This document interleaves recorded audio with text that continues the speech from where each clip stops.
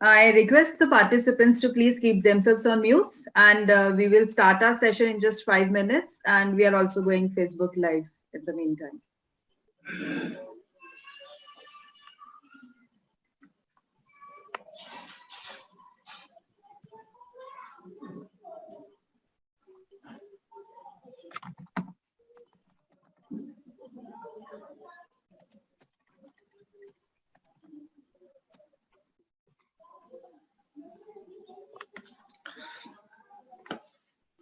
So just while we have a couple of minutes, everyone is joining. There are some people who have joined. Maybe can I ask people who have joined that what is it that they are looking for today from this? What takeaway they are looking for from this webinar today?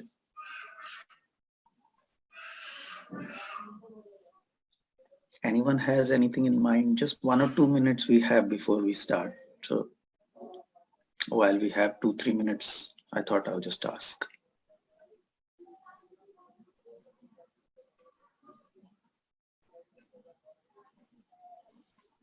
Nirpesh, is it that they have to unmute from their side or we have muted them? No, they can unmute from their side. Okay, so if anyone wants to say something, then please unmute and say. It would be nice to know if you have something in mind from today. Hi Sachin, this is Anupam. Hi Anupam. And since I have seen multiple trends which is going on these days considering our learning perspectives, and I am from automotive industry, so there are multiple bandwidth we need to consider while giving training or any learning or OD interventions. So the purpose of joining this seminar is just to know what exactly is going on apart from the market trends and what could be the better criteria to further move ahead to know the exactly, I could say, imperative ideas. Okay, I'm glad you mentioned that. I have something on that today then. I'll be sharing something on that Okay. today. Yeah, thanks Anupam. Thank you.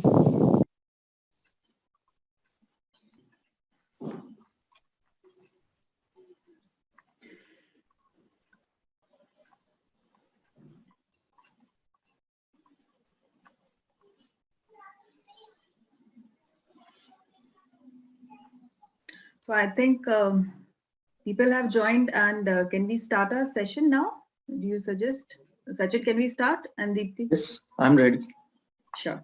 Okay. I've been ready for last 20 minutes. Yes, thank you so much for that. Okay, so good morning all of you, and a very warm welcome to our webinar, which is hosted by HR Success Talk, as all of you know. And it is supported by Amrita Devi Foundation based at Uttarakhand and our gold partner GLA University Mathura. My name is Payal Verma. I am a part of HR Success Talk as a volunteer in the webinar team. And it's my pleasure to bring, in fact, it's our pleasure to bring this session to you on Blueprint of the Learning Culture. Now, as we go on, I request everyone to please keep themselves on mute so that we can have complete attention on the session.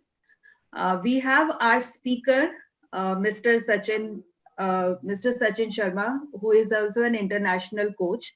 So this is going to be an exclusive interactive session with Sachin, where he would be taking us through the details of how to build a learning culture in an organization. So generally, all of us know that we do have a set L&D department in our organizations, and we have some sort of development programs, but we are not able to sustain it actually in our organization. So how you can, as an HR or as a business professional, how you can leverage that and build a sustained learning culture in your organization, that is what we are going to talk about more detail. So let me just, before we move on, let me just brief you about HR Success Talk, though I understand that most of you are already aware of about it. But let me just take you through the journey. Just give me a moment.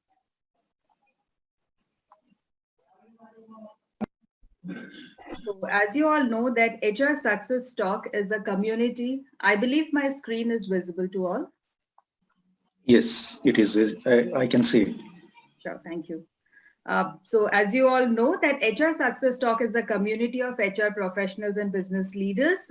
We have around 1,25,000 HR professionals associated with us, and it has been a largest community so far. It's been a long 8 years journey, and we are soon going to complete our 9th year this year. The reason why we exist is our vision, which is to provide a platform to all the HR professionals and business leaders where they can come together to learn from each other and can be a better professional each day. So one of the advantage you get by being a member or by being associated with HR Success Talk is that you get a platform where you can learn and share your knowledge with others.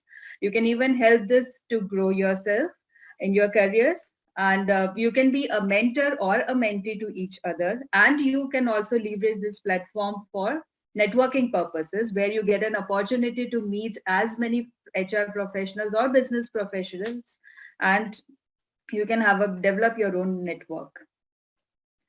Now, to work on this community, we have developed, and to grow our vision, we have developed a learning ecosystem.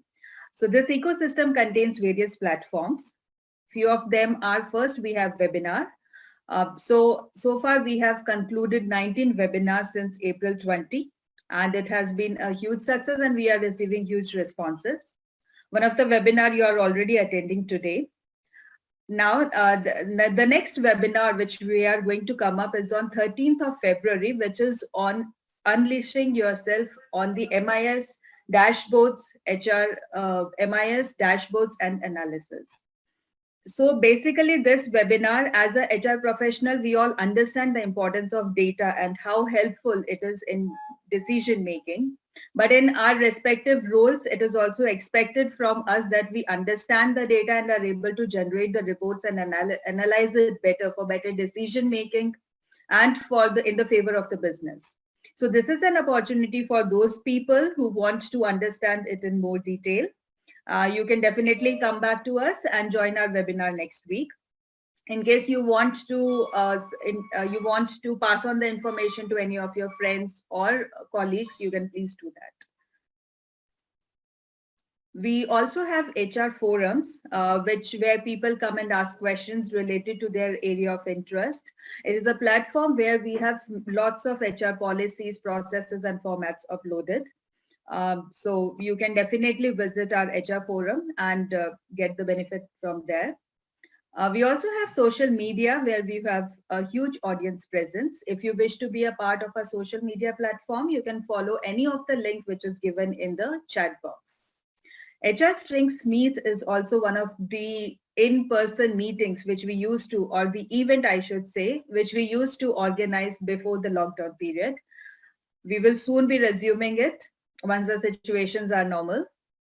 YouTube is another channel or a platform where we have uploaded large videos and of lots of HR professionals, and we have interviewed them in the past. Our playlist is also available there. In case you have missed any of this, you can visit the YouTube channel and watch them.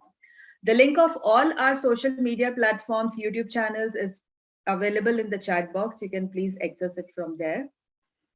Now, online assessments and certifications is another platform of learning ecosystem where it is receiving huge response. So far, we have conducted 12 online assessments and certifications on various topics. Our upcoming certification is on HR MIS dashboard and analytics. As I mentioned earlier, in addition to learning through the webinar, we are also bringing an opportunity for you to get your certified on HR MIS dashboard and analytics through the certification program.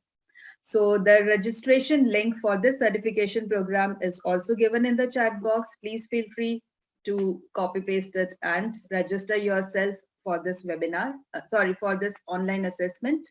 The online assessment will take place on 20th of February. You still have 1 month's time to prepare for that. HR Awards is another property to recognize people. We have recently conducted our 3rd Excellence Award in December 20. It was excellent, and we have, in case you have missed the opportunity, you can visit our YouTube channel and access it from there. Last but not the least, we have our website, which is www.hrsuccess.com, and our blogs. So far, we have 180 plus blogs available on the various topics on our blogs and the website. So you can subscribe to our website for regular updates and the upcoming events and all. This is our founder, Mr. Govind Singh Negi, whose vision has come a long way and is growing day by day.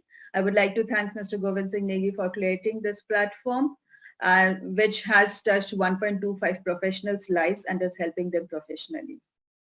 This is a group of our advisors who build strategy and guide us from time to time.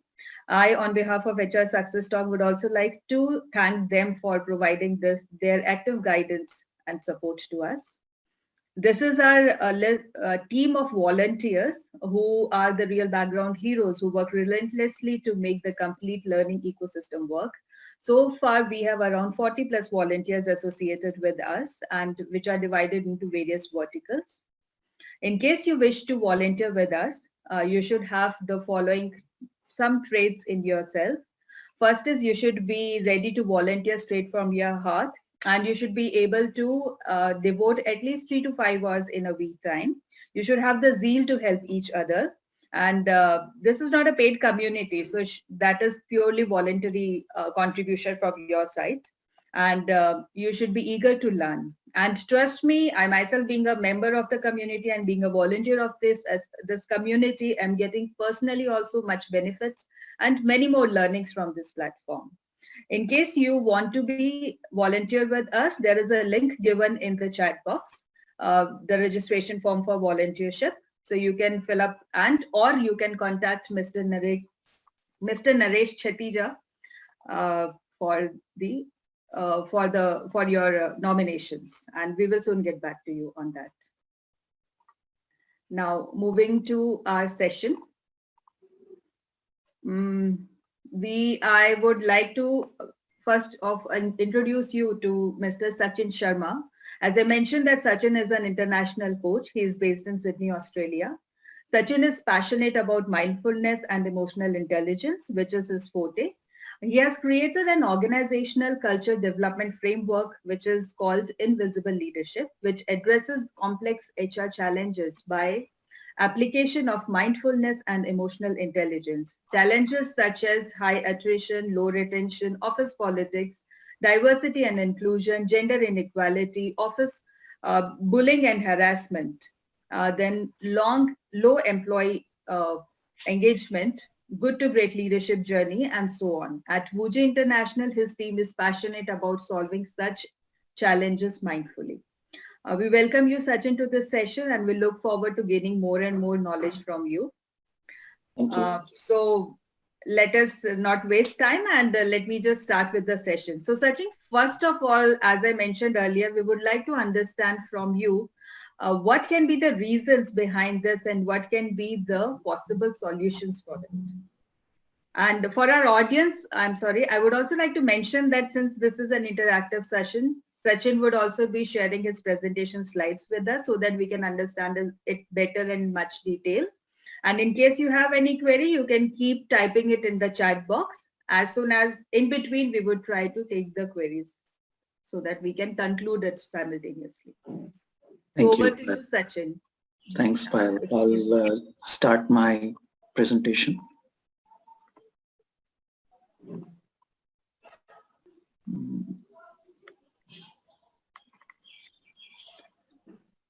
Are you able to see it?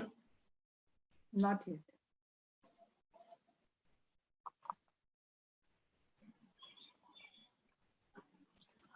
Is it visible? No, it's not yet. Not on my screen. Yes, Okay. it's now. Yes, sir.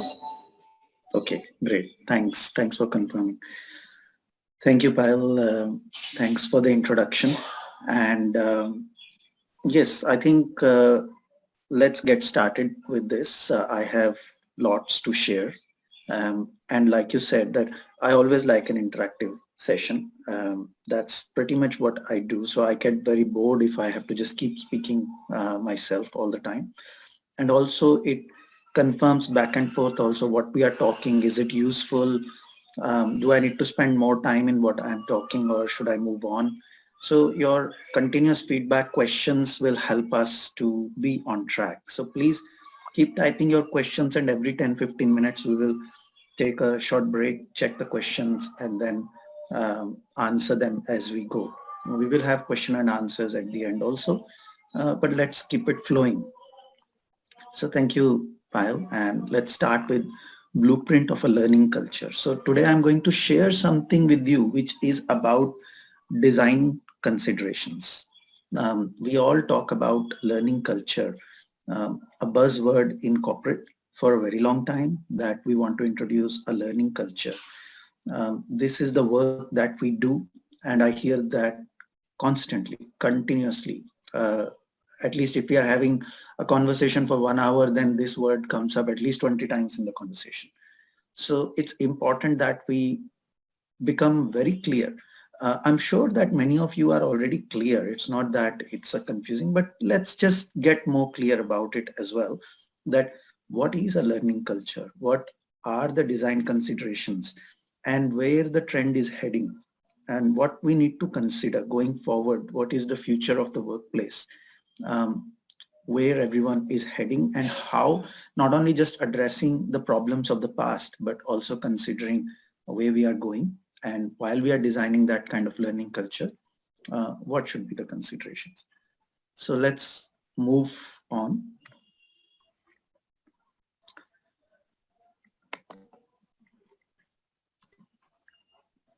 So first of all, what is the problem that we are trying to solve by bringing the learning culture? That is important. Before we get in the solution mode, before we start to say we should do this, we should do that, I just want to spend a few minutes to get some clarity on the need of this.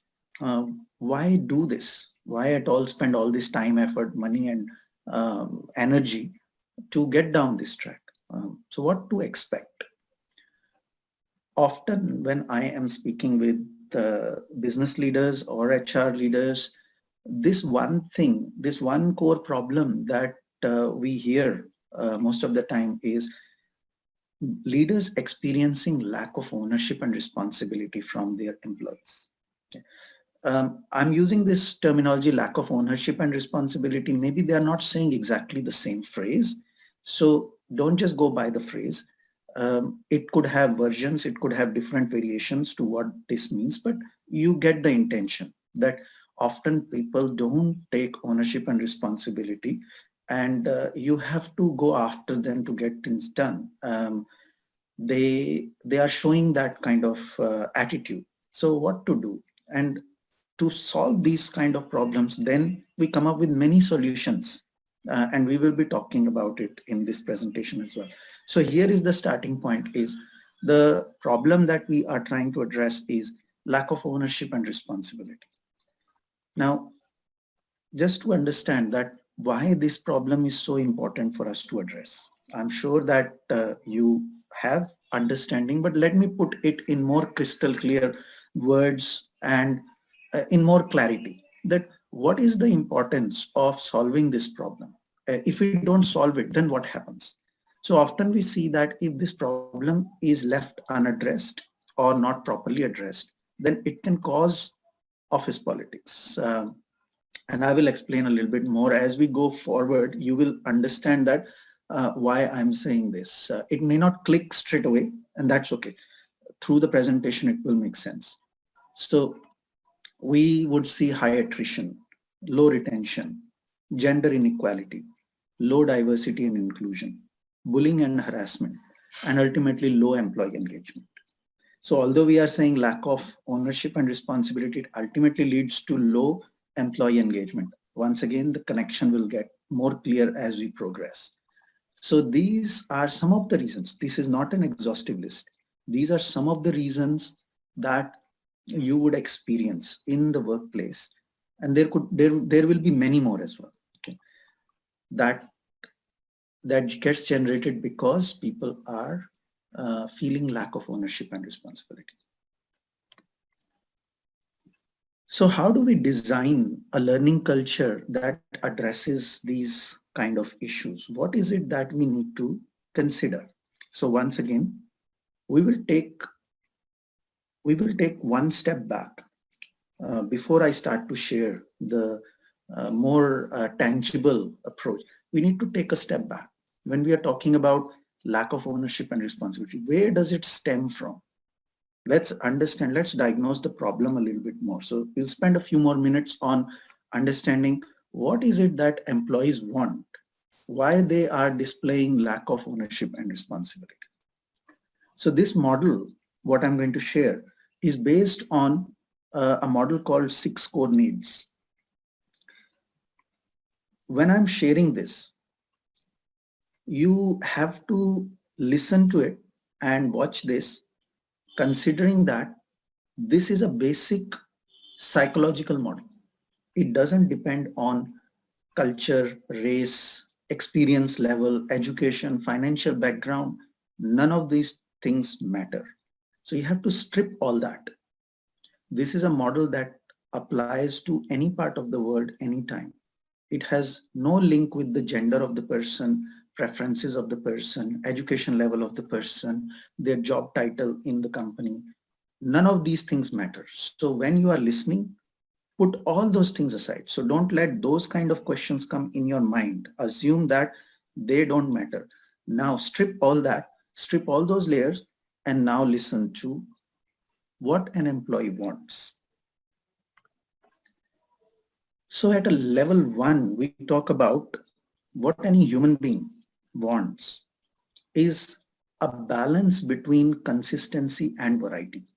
So we all want some sort of consistency in life. At the same time, we also want variety, because too much consistency becomes boring. Whereas you want consistency because it gives you security. It gives you confidence. So that is important. If things are changing all the time, then also we get anxious. And if things are not changing at all, if it becomes a routine, then also we get bored. So we want a balance of consistency and variety in life. Now, how does this relate to a work culture? In a work environment, what does it mean? What it means is that as an employee, what I want is absolute clarity about my job role, about my job description, that what am I supposed to do. If I come to work and every day or every few days, I am not clear what I'm here to do, or my expectations from my manager is changing all the time, then I get a little bit agitated, because I don't know how my performance is going to be measured here. What is it that I'm expected to do? So too much variety, too much change leads to uncertainty.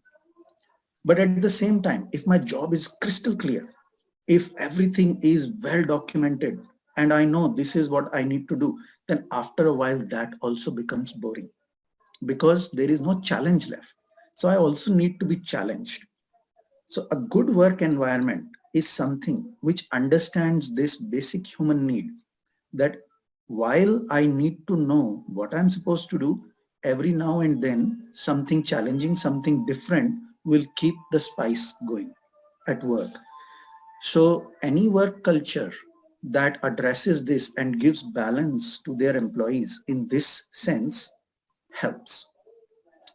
Not able to achieve this can lead into high attrition or low retention, because people will get bored and they also don't know why they are getting bored. Perhaps the job is very well defined, company is very good, I am getting paid very well, everything is super. Okay, I just have to come, do my job, go home and all that. No problem. I have no issues with my manager. I have no issues with my team also.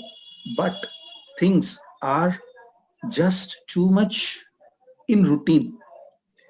And after a while, I'll get bored. And even the employee will get confused as well, that I don't know why I'm feeling dissatisfaction. It is such a good company. I'm getting paid so well. My manager is so good. My team is so good. And yet there is a lack of fulfillment. And people don't know why that is coming. This is not something which is very conscious behavior, but this stems. And even in the exit interview, it is quite possible that you may not even understand that why this person is leaving, because they themselves can't pinpoint that this is the problem. So Understand this about human psychology, that this is required.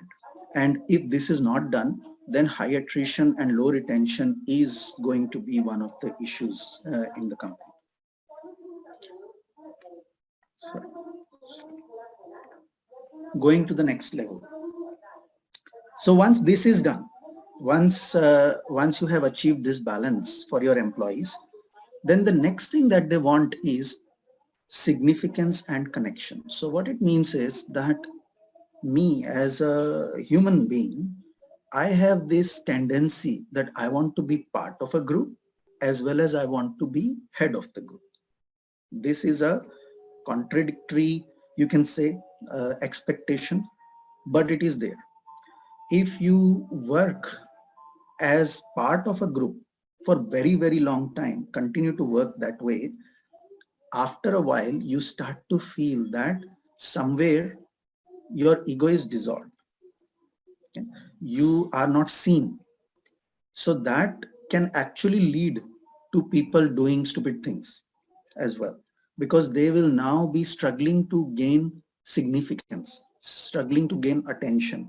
This is where office politics usually starts. When people are only seen as part of a team, when you average out everyone, and if you go by this rule that there is no I in the team, which many leaders actually proudly promote as well, there is no I in the team, that can actually lead to office politics, because it is important to recognize and appreciate the I in the team. If you are not doing that, then it can create problems. Ultimately, this can lead to office politics because people will find their own unhealthy ways of meeting that need, unhealthy ways of meeting that significance, because they are not seen themselves. And then you know, when office politics rises, then what happens is, again, retention goes down, employee engagement goes down, and many such problems creep up. So arriving at a balance. Now, I can't tell you how you can bring this balance in your company, because every company is different. They have different work culture. The preference of the leaders is different, right? So you have to use this model to figure out how to apply this in your company. But what you have to do is do something to achieve the balance, where the person is feeling connected, but at the same time, the person is also feeling significant. You're not averaging out everyone's efforts as a team effort. Then people who are doing a lot of work, burning midnight oil, are also averaged out to someone who's just doing 8 hours job. Then after a while, they will also stop doing that. They will also come down to the same level and thinking that why I need to spend 12 hours, why I need to spend 15, 16 hours when other people are spending just this much, and ultimately it's going to become a team effort only. If I'm not going to be recognized, then you are discouraging the high achievers and high performers as well. So try to bring that balance between this.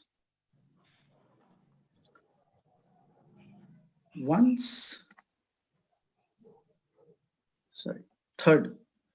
So the third is, let's say you achieve these two levels, right? Level 1 and level 2 is done. When people are feeling connected at work, when there is enough consistency and enough challenges, when the balance is there, when there is enough connection and enough significance, when the balance is there, then for them, there is nothing else left but actually to grow and contribute. Growth and contribution, it's two things. It's not a balance, it's both. Growth and contribution is ultimately the desire of every human being. As I mentioned, that strip away all the superficial attributes of a human being. You may not believe it right now. For many people, that might come in your mind thinking that, no, that person is not like that, because all you have seen is how they behave currently, what their attitude is. So it's very likely that some people will come to your mind and you will think that, no, this is not applicable. You will be surprised that when these things are solved, how those people step up as well. So every human being ultimately wants to grow and contribute. That is a core human desire. There is enough surveys that are done available freely that are done by Gartner, Forbes, which very clearly indicates that after a while, increase in salary is not a motivation factor for people. For most people, they want more challenges. They want more growth opportunities. You can't just solve employee engagement or retention problem by only throwing more money at them. After a while, money loses its value. It has its value, but after a while, that is not why they are sticking. So here you need to understand that growth and contribution is at the heart of every human being. Why they are not showing it right now, why they are not living it right now, is because level 1 and level 2, one of them or both of them is not solved for them. So they are stuck there. If you solve that problem in the company, if the business leaders focus on these two levels, level 1 and level 2, as part of a culture, organization culture and learning culture, level 3 is something that the employees will take care for you, because now nothing is left for them but just to grow and contribute. So you have to understand this is what the employee wants. Payal, is there any question that we can take at this stage, or I just keep moving forward? No, nothing from audience side as of now, but I would just like to understand then when you have explained this concept from the business as well as from HR's perspective. So do you think that the KRAs, like putting up right set of KRAs or building right engagement activities, would that help the HR from overcoming or taking care of these wants, or is there any other tip you would like to give to Yes, our audience as HR professionals? good question. That's a good question. Yes. To answer this question, I will bring your focus to level 1, consistency and variety. So good KRAs, good job description, processes, systems, very important. Okay, that's part of the consistency area. So understand that people need that. People need good processes, good systems, well-documented job description, what is my responsibilities, all that is required. Okay. However, don't go overboard to so much that there is no variety left in it. So do it in such a way that they still have room to show their creativity. If you have created processes and systems in such a, like you have dotted the I's and crossed the T's in such a way that now there is nothing left for them to do. All they have to do is just push the buttons and do their job. Then you have gone overboard in terms of consistency. So when you are designing all that, understand to leave room for people to show their creativity. So leave some room for them to feel that they, within this playground, create a playground, but don't tell them how to play as well. Okay. If you have done everything that the moment you enter this playground, go to this swing, do these many rounds there, then go to that one, do that many rounds there and all that. If you have done all that, then for how many days someone is going to enjoy that playground? Okay. So that means you mean to say that their goal also, they need to have a variety, and one, being the HR professional, we should keep on looking at them.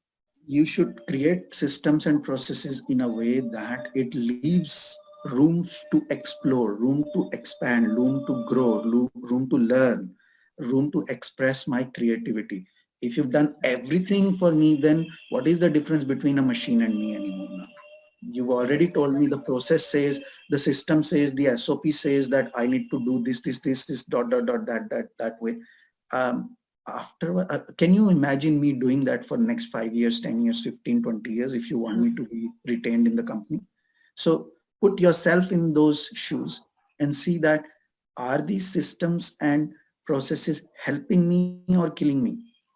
Sure, absolutely right. So the processes should not be too rigid or too old, and maybe the employee should also get a scope of creativity in their life. Absolutely, absolutely. Okay. So after this, then what should one do? After what? After creating these? Yeah, so next, maybe we can move further. I mean, going next. Okay, good. So this is what I propose, that a learning culture, when I'm talking about that room, What is that room that I'm talking about? So in all the systems and processes and KRAs and job descriptions that you are creating, where is the room? What is it that I'm talking about? So I'm talking about that empower them and trust them that you are hiring these people, you are interviewing them, you know their skill sets, you know what they are. So now believe in them also. So there is no point going through a 4 or 5 level interview process, ultimately making them slaves of a document, of a process or a system. Then believe in them also when you are hiring them that way, when you are going through such a rigorous process of hiring someone good. If ultimately they have to press buttons only, then why spend so much time and energy in hiring someone and assessing their skills and expertise and all that? So believe in it also, empower them also in that way. Empowerment based learning culture is what will help you to create that playground, will help you to achieve that level 1 and level 2 that I talked about in previous slides. So there is a concept of Ubuntu. Perhaps you may have heard about this, come across it or anything, but I'll just share quickly.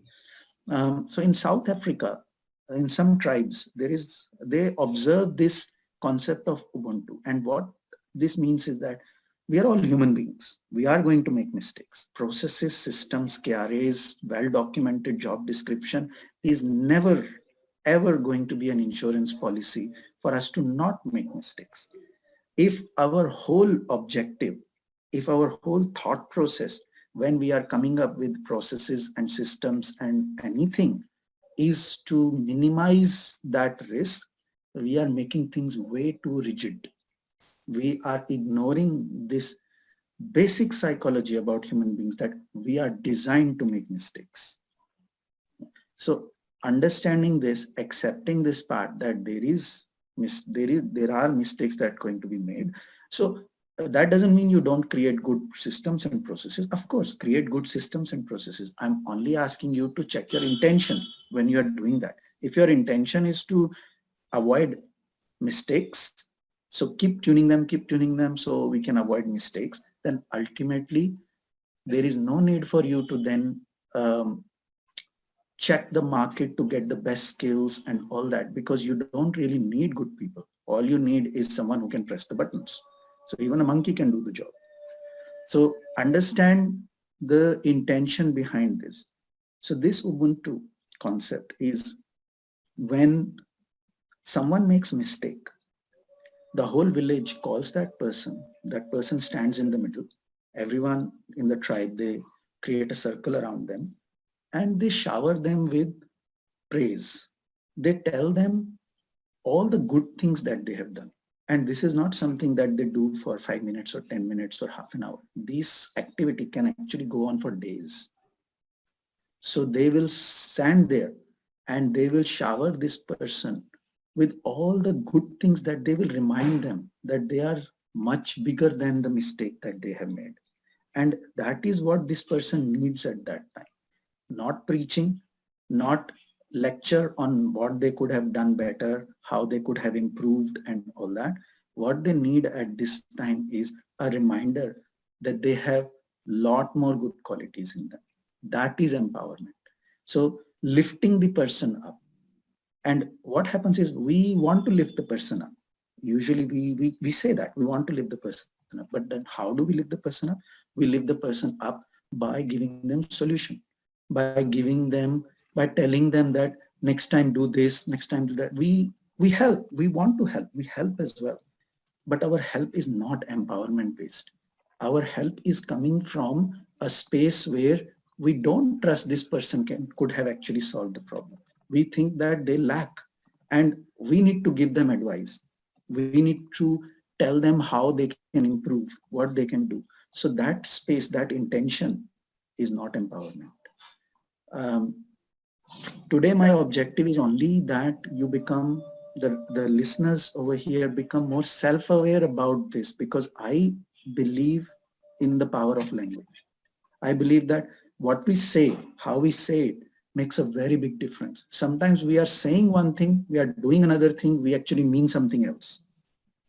And we don't realize this is what we are doing. We might be telling ourselves that I'm empowering the other person, but what I'm doing is I'm actually giving them a subtle message that I don't think you have the capability of solving this problem, and this is why I'm giving you the solution. I'm telling you, no matter how nice words you use, how politically correct words you use, how polite you are, the message the other person is getting that I'm not enough. I don't think I can solve this problem. So unless they have come to you to ask for advice that tell me how I could have solved this, giving unsolicited advice just because another person has failed is disempowering them. So that is the core message. Learning culture should always promote empowerment.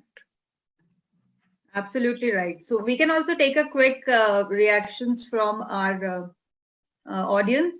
We are also seeing many chats going on. So in case anyone would like to ask any specific question, or if would like to mention.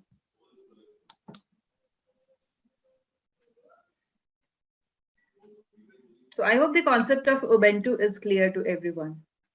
And Sachin, are there any more examples of processes or this practice like Ubuntu, which can be practiced by us in our workplace, or like similar to Ubuntu?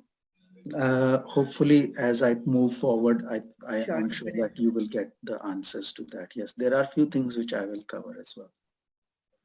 Sure. So when we are talking about empowerment-based learning culture, then the concept of empowerment is now clear, that how do I empower? I empower by simple, I'm just going to be very crisp in this. How do I empower the other person is by reminding them about all the good qualities that they have when they have lost the way. So they have made mistake. We all make mistakes. I make mistakes, you make mistakes. So rather than reminding them that they have made mistake and I should give them a solution so they don't repeat this mistake again, instead of doing that, if I take a pause at this time and I remind the person that they are much bigger than this mistake, they have done hundreds of good things before, and I just leave it at that. I don't solve the problem for them.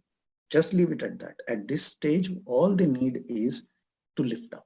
And to lift up another person is tell them all the good things that right now they're not remembering because they are feeling guilty and shame themselves that they have made this mistake. So don't burden them even more by giving them a solution. No matter how good your intention is, it's not helpful. So later on, if the person comes back to you, then you do that. They'll come for advice and all that, that's fine. So that's empowerment. Now, how do we go ahead? What is it that we need to do? So we'll go a little bit more one level down to make it more crisper, more actionable, that what exactly that we need to do. So I'll share some 7 key elements. Once again, Anupam mentioned earlier that she is here to join to know more trends about it. So there are 7 key elements that I will share. Once again, I'm only sharing 7. That doesn't mean there are only 7. This is what I'm sharing, and there are many more as well. So right now, let's just focus on these 7. And even if you can achieve few of these, you are on a very good path to set up a really good empowerment-based learning culture. This is based on a research done by Forbes, where they figured out that what should be the design considerations for a learning culture that will meet future of workplace. And when we talk about future of workplace here, what we are talking about is we are seeing more and more AI and robotics coming into place. So machine and human interaction is increasing day by day. For many people, it is future workplace. For many companies, it's already here. It's happening already. So collaboration between machine and humans is already happening for many companies. And for others, it's just a matter of time. It's coming. Plus, millennials and Gen Z entering the workplace, their expectations of the workplace, their managers, their leaders, the learning culture is quite different from the past generations as well. So all these are taken into considerations when we are sharing these key elements for a learning culture. First and foremost, the most important of all is emotional intelligence. Um, as we are moving in the age of artificial intelligence, a lot of work has already been imparted to machines, but emotional intelligence still remains part of us, is how we interact. So becoming good at handling our own emotions and emotions of another person around us is what is called emotional intelligence. It's a very commonly used term now.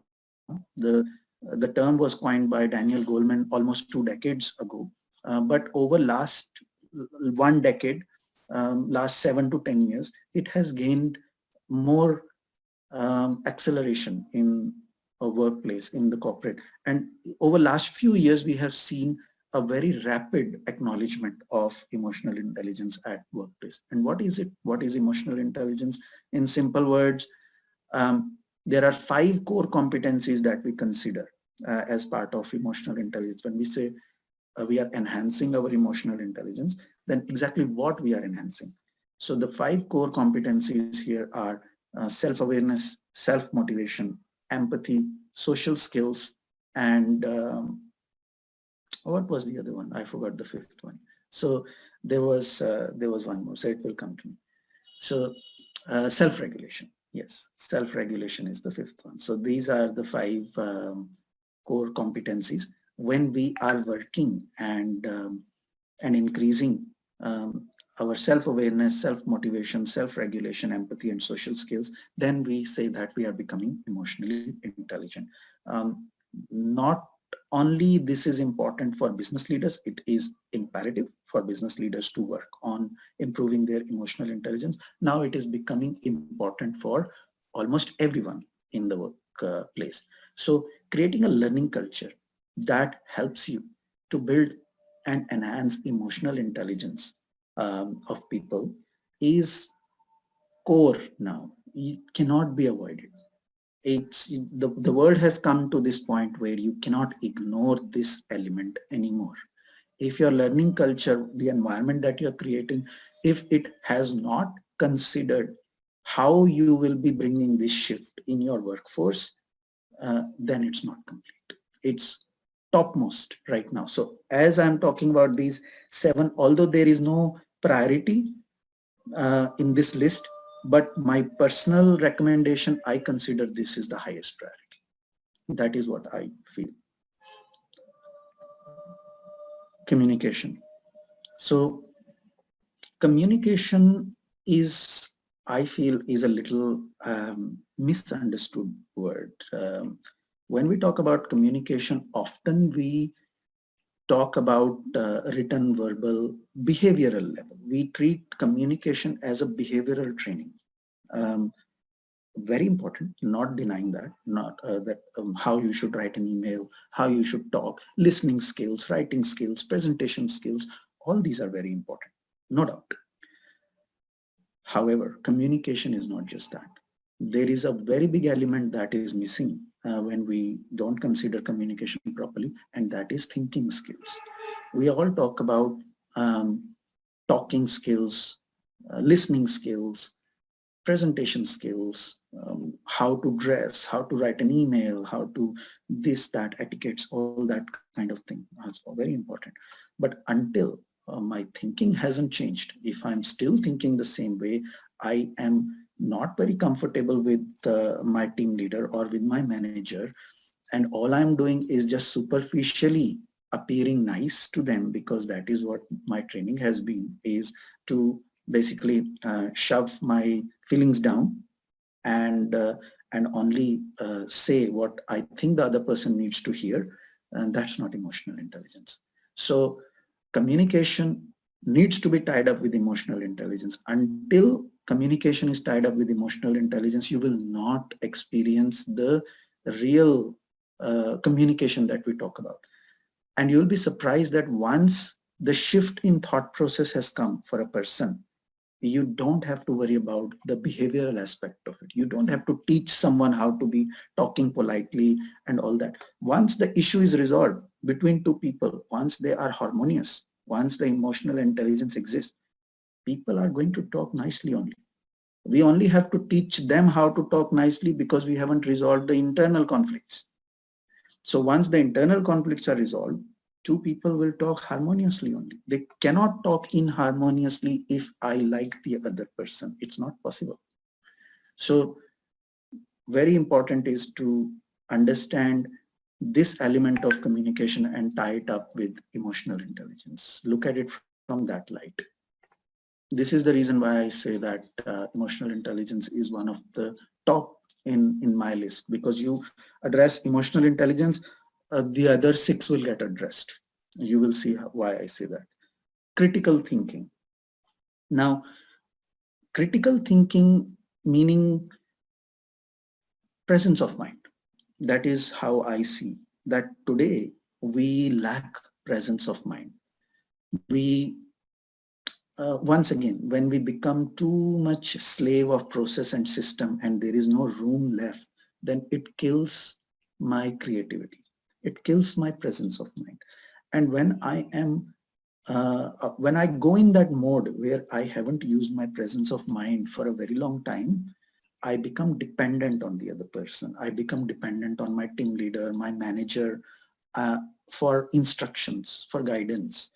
And that is when they will start to feel that my team is not taking ownership and responsibility. Of course, they are not taking ownership and responsibility because the way the environment has been created is you have discouraged them to use their mind. And while you don't understand that the system and the process that has been created, the environment that has been created is already discouraging people, then ultimately they will come back to you only for guidance and advice. So there is nothing to complain. So either you understand that the environment is created in such a way that this is happening, fix the environment. Let people use their critical thinking.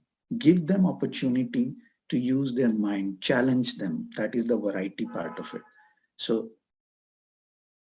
that's another learning culture, that element of a learning culture that needs to be inculcated. Lateral thinking. Once again, lateral thinking is something that is also quite missing in the work culture, because we become slaves of process and system. Because something has worked and delivered result, we then start following it just like that. Although we keep talking about innovation and improvement and everything, yet we don't see that our own processes and systems, are they holding us back? Are they not letting the innovation happen? Because tell me one example of any innovation that has happened in the world where the person who has innovated that has not gone through several hundreds and thousands rounds of failure. What discovery has been made in this world where the person has done it first time? So if we understand this, we know this, we all accept this, but then why are we not accepting that part of work culture also and letting people make that mistake? Why are we so adverse? So again, don't take this as I'm asking you to just go and take blind risks and all that. No, hear it from the point that, are you becoming too rigid about these things? On one hand, you understand these things, while on the other hand, you are becoming too rigid that it is killing the innovation.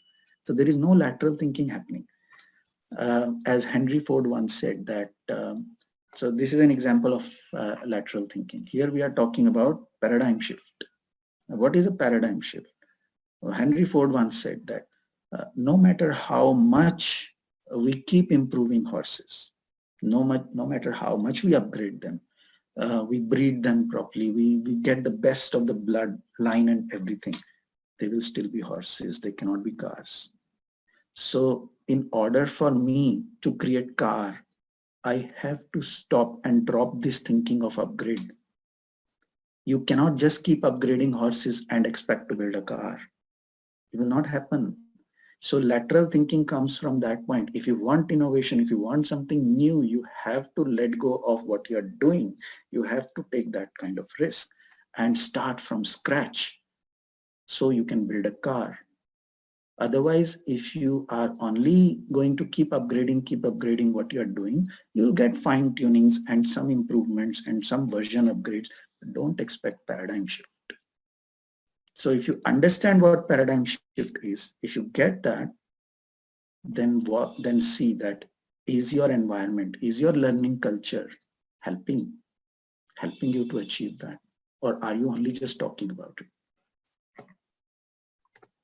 Sachin, we just have a question from Anupam. She just want to understand quickly the difference between lateral and critical thinking. So if you can just quickly just re-explain the difference between both.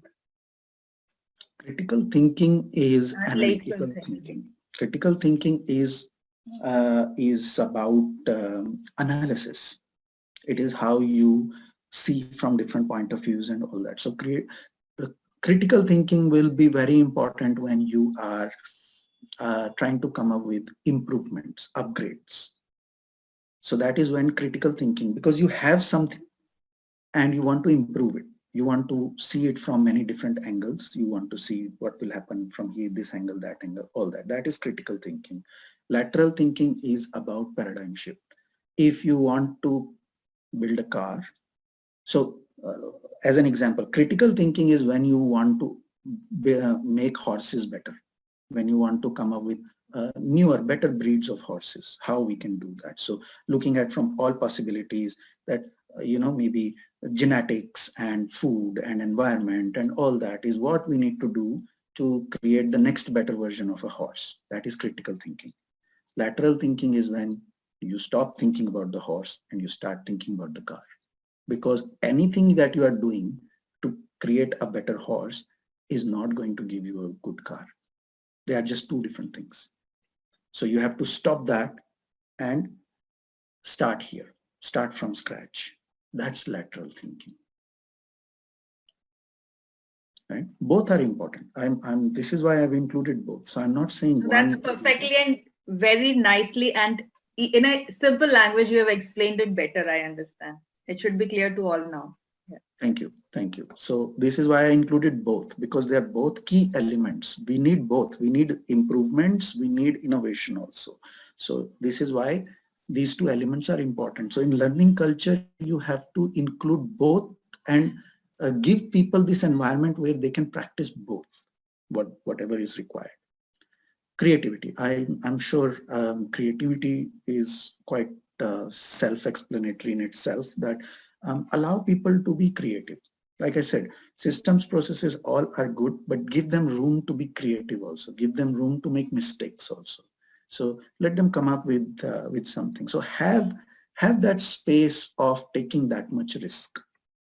So that's about creativity. So giving them a learning culture where they can express their creativity, learn more, improve on their creativity skills as well. So that is a learning culture which they would love, that I like this and I'm getting more opportunities to polish this skill of mine. And I can shine my creativity skills as well. So that's that. Dexterity. So dexterity is working with hands. So learning culture is not, this is another very important point I would say.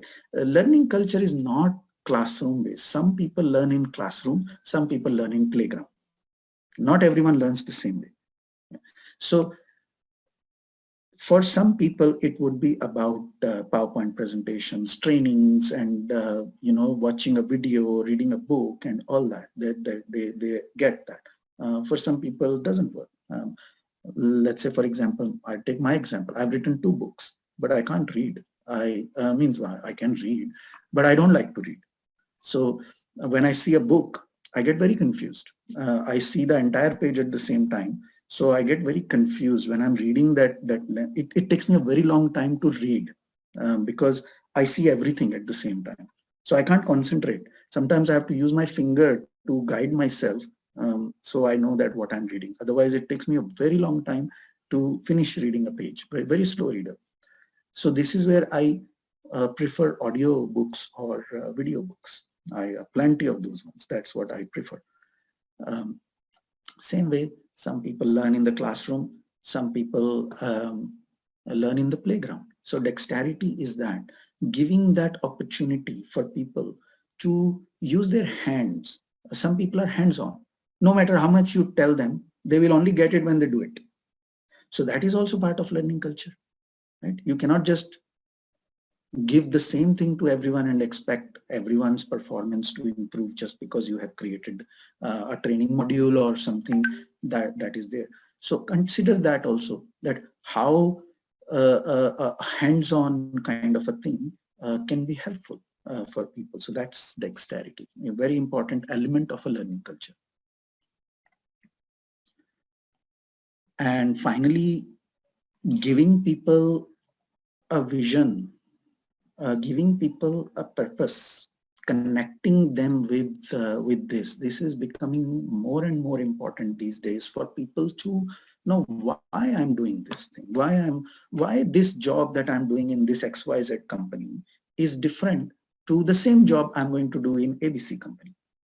How many of you spend that time to align people with their vision and company vision? This activity hardly happens. We have tried that with some of our clients, and this activity rarely happens. Very few companies do it. I won't say nobody does it, but I have heard very few companies doing it. They all understand the importance of it, by the way. Okay, the importance is well understood. However, there is no implementation. That if I am working in, let's say I'm a developer in an IT company, I'm doing my job. I got interviewed for those skills and everything as well. Now, how is this job, what I'm doing in this company, is going to be any different if I leave this company and join another company tomorrow and do the same development job over there? I don't understand this. All I see is job. So when I'm switching between the companies, what am I comparing? I'm only comparing perhaps salary, perks, that's a good company, more stability over there, more money over there, and all that. Because all I see is that I'm doing the same work here, I'm going to do the same work over there. Maybe the work might be a bit more interesting, but still my focus is on work only. Because the alignment with company has never happened. Nobody has done that alignment for me, and I don't see the alignment anywhere. I only see my job. So learning culture needs to inculcate that also. You need to spend time in aligning people with the company, not with just their job. They are already aligned with their job. They already know why they are coming. They already know what they expect. They already know what improvements, what trainings they need to do in order to become a better resource, so to speak. What they fully don't understand is how what I do here is different to the same thing I'm going to do over there. That realization is what is going to increase employee engagement. That's just one activity. Try that. That one activity is going to improve employee engagement. Because the moment people get that, the sense of growth and contribution goes to a very different level.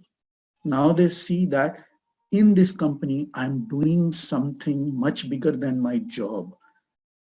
Because it aligns with their own personal vision. I might want to see this kind of change in the world. And I still don't understand that how my job is contributing to that. But once you have done that and aligned people with that, that my own personal vision about this is aligning, I see my job and this company in a totally different way. So that's another. Before we move forward, any questions? Not really. In between this have been asked. So Sachin, is there any order? You have already given an order, but looking at the new normal, is there any priority, like out of the 7 elements, the company should focus on any 2, or all of them simultaneously? There is no order actually. I can only talk one at a time. Therefore, I have done it this way. So this sequence is only coming because I can't talk all 7 at the same time, right? So there is no order. No, here. I'm saying, they all can the company focus on any Emotional one or two intelligence. elements first? To begin with, I will say focus on emotional intelligence and focus on the last part, imagination and vision. So improve the alignment of people. In fact, we have recorded one short video on this topic also, which is available. So when you were mentioning that in your channel you have several videos, I remember I recorded a 14-15 minutes video on this particular topic on employee engagement, and especially this topic is how to align people with the company and improve that employee engagement. We also have one of your on building ownership in the employees. Yes, that is also there. So in my opinion, I think if you concentrate on emotional intelligence and the last two to begin with, that is a very good start. That is a very good start. They will cover few of the other ones indirectly. They will cover communication, critical thinking, lateral thinking. They will cover few things. In fact, dexterity will get covered as well if the emotional intelligence programs are well brought. And I'll share one example of it as well as we go. Sachin, there is some disturbance in your voice. Can you, yeah, I think it's clear now. Yeah. Please go ahead. Okay. So now we'll go forward as to the next level, and one level down is, so what exactly can we do to bring these things? So we looked at 7 elements of a culture. So still at like a strategy level or at a planning level, something to consider that what needs to. Now, how to bring this about? So there are some standard components that are often done. We do coaching work, and I'm sorry for disturbing. The voice is still not clear. Okay. Is there some network issue or some audio problem? I do not know. Well, I'm not sure what to do. Because suddenly.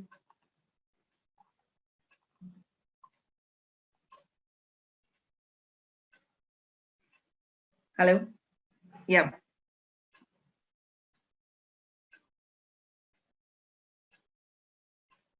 Can't hear you now.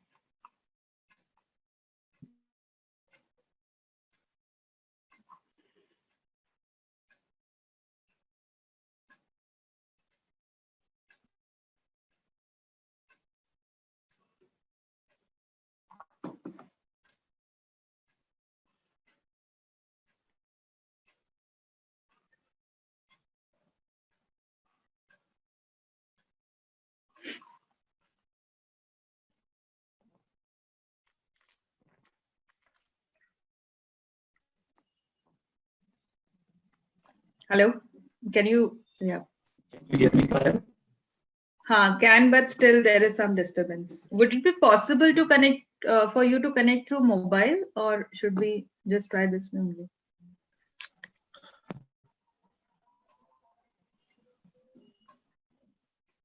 Sorry guys, not sure. We can start. Okay, let's see, maybe it will become clear in between.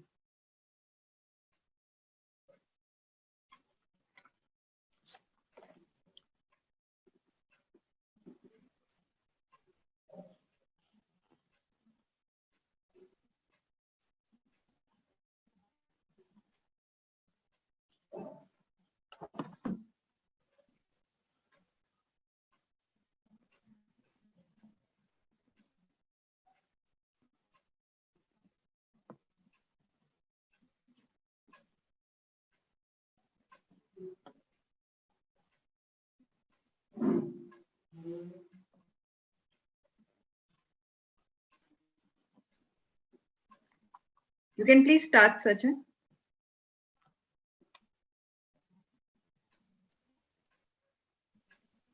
Can you hear me now? Yeah. Okay. So I'm going to use my phone. No, I'm sorry, there is an echo. Yeah, I realize that. Give me a minute. I'll mute my audio.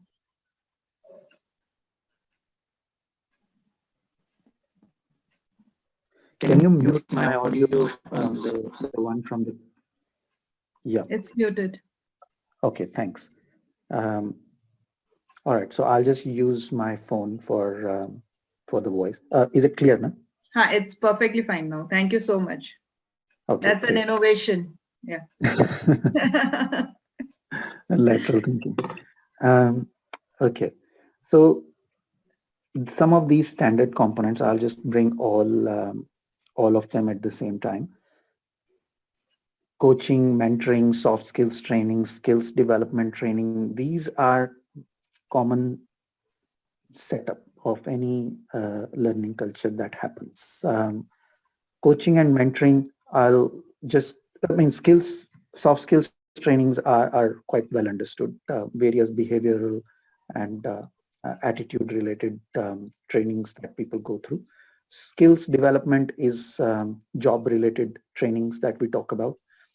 Anything that is important for me to do my job properly. So that's the skills development training. Coaching and mentoring, just worth to distinguish between them. I'm sure many people would already understand, but just to clarify, coaching and mentoring is, coaching is when you are helping the other person to realize their own strengths. Coaching usually doesn't involve advising. A good coaching, a good coach will usually not advise. A mentor would. Mentoring involves advising. So often mentoring is tightly related to my career progression.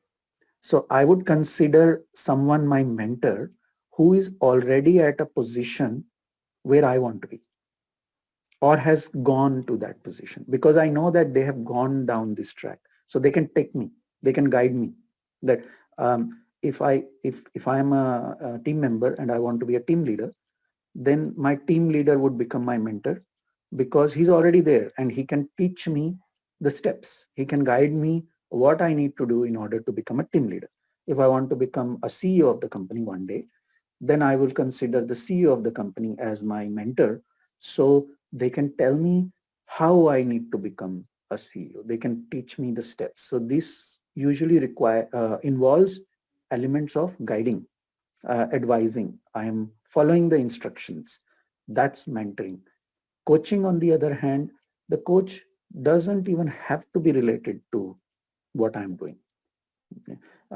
Usually we do coaching work for people who are in many different roles and many different industries. I have no personal experience of any of those things. So here it's not about guiding them that how to do this or that. It is about reminding them of their own qualities and working on those qualities with them. So that is coaching. So this is the distinction. I hope that's clear. Both are important. Both are required. Both have their own space. Often mentors assume the role of coach or coach assume the role of mentor. I highly recommend not to do that until the mentor has professionally developed. See, to be someone's mentor, I don't have to learn much. It is about my own life experience that I have to use to tell the other person how to come to this point where I have been, because that is exactly what they're after, is my life experience. So to become a mentor for someone, I don't really need much training. But in order to become a coach for someone, that's a very different area altogether. And unfortunately, I've come across that people don't understand this. They self-appoint themselves as a coach for someone, whereas they don't fully understand that what is the requirement to be a good coach. So I highly recommend that not to mix these two things. Very clearly understand the distinction between a coach and a mentor. You may find very good mentors within your organization, but Don't force someone to become a coach just because they have the intention to do it or they can do it and all that. A coach is a very different mindset altogether. Both are required.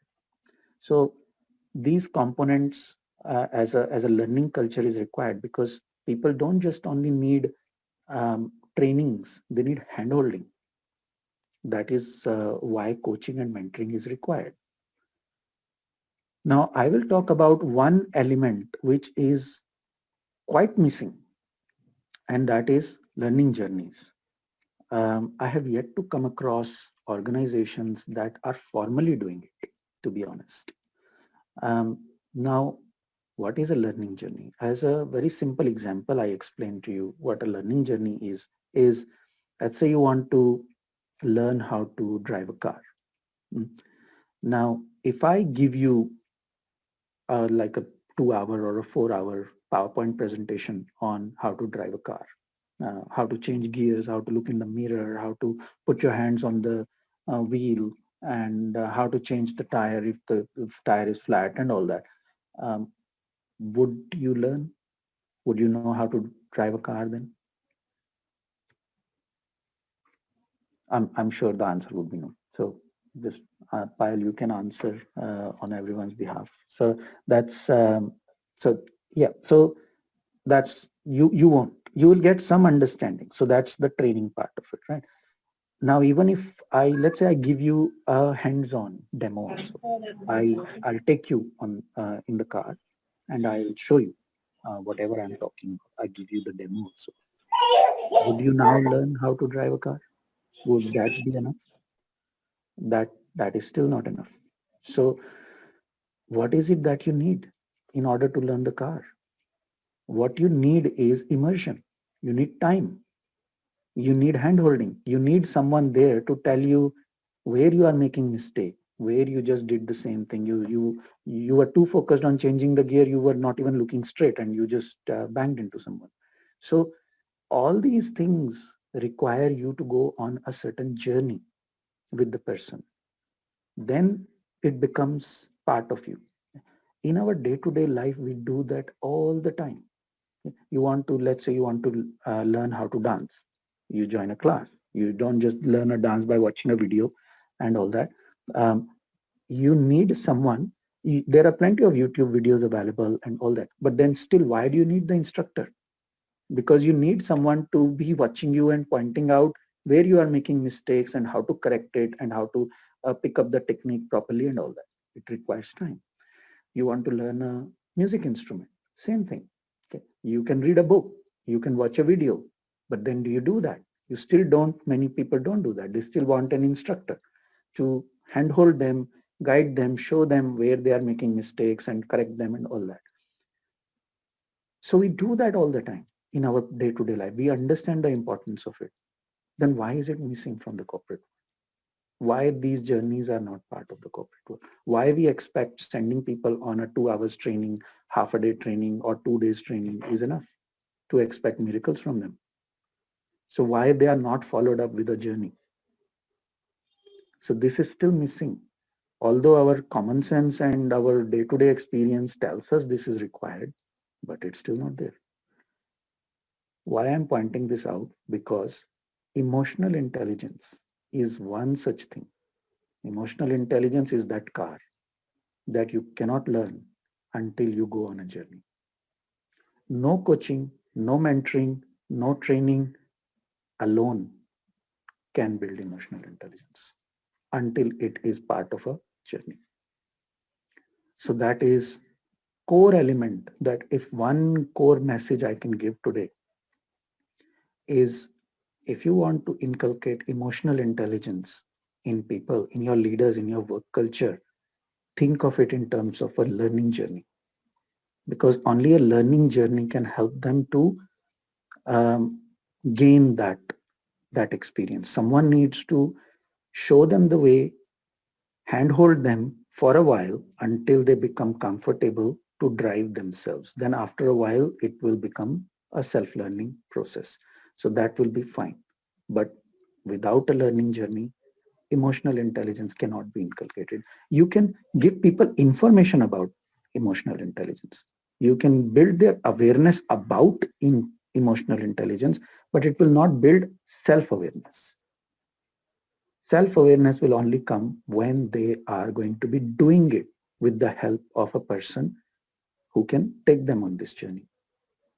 So while designing a learning culture, include the elements of learning journeys. Emotional intelligence is one area which I'm talking about, but see that how many more ways you can improve the return on investment on your programs by converting simple training programs into journeys.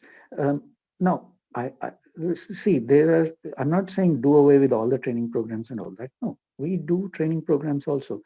I'm saying don't solve all the problems with just one tool only. Like they say, if you only have hammer, then every problem looks like a nail to you. So don't just only solve every problem by throwing trainings at them. It's not going to be effective. You know that as well. I'm not talking anything which you have not experienced. You know that trainings don't solve all the problems, yet nothing new has been tried. So this is, you can think of it like a lateral thinking, a paradigm shift, that trainings are important, but consider that some areas trainings are not the answer. And this emotional intelligence is one such area. Any question? There is one, there are two questions. One is from Sandeep Kulkarni, which is why leadership cuts cost on L&D in restructuring or cost saving method if learning culture is so esteemed for company growth, survival and employee retention? Because they don't understand it, because they don't understand the link of what they are doing. So in the initial part, if you were there when I was talking about what the employee wants and the three levels that I talked about, they don't understand. Now that's my simple answer. They just don't get it. They don't understand the link between what this is and what problems it is solving. So somewhere you need to show them this link. Somewhere you need to show them that by not doing this, what is at stake. They don't fully understand it. That's Sure. the simple The next answer. question we have is from Namrata, which says, yeah. So the next question we have from Namrata, which says, can you give us an example of a learning journey that is missing in the corporate world today? About to do that now. Yeah. Okay, that's the next thing I was about to show. So I'll show you one example of how we have currently implemented a learning journey that we are doing. So for last 4 months, I have been doing this program called Becoming Emotionally Intelligent Through Stories. So I'm in the process of writing my third book, and I started writing this book as a story. I called it Tales of Master Vuji. And these are incomplete stories, right? So we created a 4 weeks program in which every week I share one story with the group, and then they are given 2 days. So it is like, think of it like I give them the test first and then they get the lesson later. They have no idea what this story is, what I want them to learn from it, nothing. I just throw them in the water. So I give them the story and give them 2 days to read that story, interpret that story, complete that story. What is the hidden emotional intelligence, mindfulness related lessons that are in that story? So they get 2 days. After 2 days, we have a group call. So whatever the group size is, I divide that group into small groups of, let's say 4 or 6 or something like that, depending on the size of the group. So they have their own mini study group, and they are allowed to discuss that story within their mini study group. And then we have a group call in which one person from that mini group will share what their take is on the story, what is their perspective. So it's so interesting that how many different, perspectives come out of the same story, same thing. And we discuss that what is it, what is there. So after discussing that, the discussion itself starts to raise self-awareness. And then next day, I give them experiment. So I've changed the name of this program. Now it's called Experiments with Emotional Intelligence, actually. So next day we give them experiments based on whatever this realization that they had. Then for next 2-3 days, they conduct these experiments. Now these experiments are done in such a way that they don't have to do something separately, because the whole idea is to become emotional intelligent in your day-to-day life. So I can't give them experiments to say, okay, now you lock yourself for 2 hours in a room and do this and that. No. Someone asked me, how long do I need to spend on these experiments? And I say 24/7. You have to spend all the time, because this is not doing, this is observing. So you are, when you are doing these experiments, you are in that observation mode all the time. So whether you are at work or whether you are in your private life, you are continuously looking at things from a very different glasses, and you are observing and noting down in your diary. So they all need to maintain a journal, and they need to maintain that journal. So while they are doing their day-to-day life as it is, nothing interferes. They just have to be mindful of what they are picking, and they have to keep journaling it. And then after 2-3 days, we again regroup and they discuss what did they find from these experiments, and they share. And just by this, just by languaging it, just by observing, just by doing this, in first week itself, people starts to see a shift in their own behavior, in the way they are interacting with people and all that. And there's people who have been saying these things about these programs, and most of these people who have I'm only doing this as a CSR activity. For now, I'm doing it as a CSR activity of our company, Wuji. So we are only inviting HR professionals and business leaders to join this program. That's all that I have opened it up for. So most of these, 90% of these people who have joined are HR professionals and business leaders. Some 10% are not. They come as referrals of these people only. They just want their friends or family members to also join and all that. So I allow that. But mostly this is for HR professionals and business leaders. And in, although this is 4 weeks program, this is a 4 weeks. So one story per week, and we just repeat this whole process with 4 different stories. That's what the learning journey is. Every week, different story, which takes the realization to the next level in 4 weeks. So although this is 4 weeks, but usually in 2 weeks itself, by the end of second week, people already start reporting something has changed in them. And it is sustained change. It's not that I've asked them to do something. I've asked them to behave differently. They just start behaving differently themselves. And that is what they are reporting. I am not even asking them. Many people report even after our first call, they start a shift in their behavior. Why they start to see the shift in their behavior? Very simple answer. They start to see the shift in their behavior because now they are watching their behavior. Before they were not watching their behavior. Now these experiments make them mindful.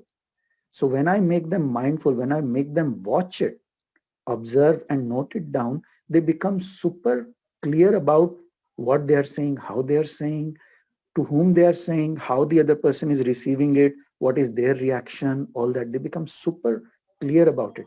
Before, they were in the event. Before, when they were angry, they were angry. When they were upset, they were upset. So they were not noticing anything. Now, even when they are angry, they are noticing I am angry and I said this and this is how the other person reacted. They are fully aware of this. And with that awareness, they can't be the same angry anymore. They just can't. So mindfully, you cannot be same angry. That's the thing. And I never ask them to be different angry. I just ask them, just watch it. And just by watching it, the whole thing shifts. That's the journey.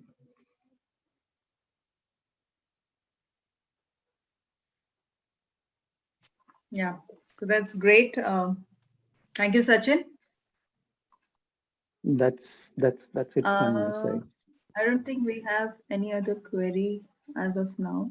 We have one interesting question from our YouTube viewer, Uh-huh. where just a moment, he asks related. Just a moment, I'll just pick up the question. So the person asked that you talked about the Ubuntu concept. So he is saying that does the Ubuntu concept and review feedback, how will it work together? Please share your thoughts.